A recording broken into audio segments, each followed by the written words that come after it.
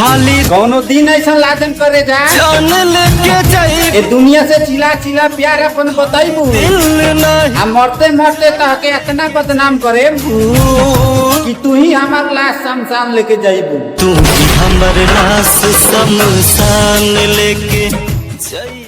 सच्ची मोहब्बत क्या होती है मेरी जान, ये उस इंसान से पूछो जो दिन भर काम करने के बाद रात को एक इंसान के लिए रोता है। मंजिलें बिछड़ गई। ई प्यार वाला रोग में ऑप्शन दुइयो को होला हमर भाई। ऑप्शन ए ओकर याद बाजे दिल से डिलीट करे को होई।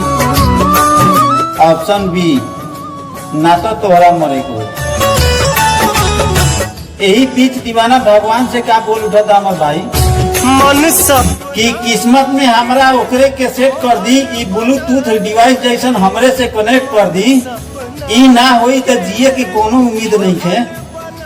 ऑप्शन बी वाला सेलेक्ट कर दी। जिंदगिया के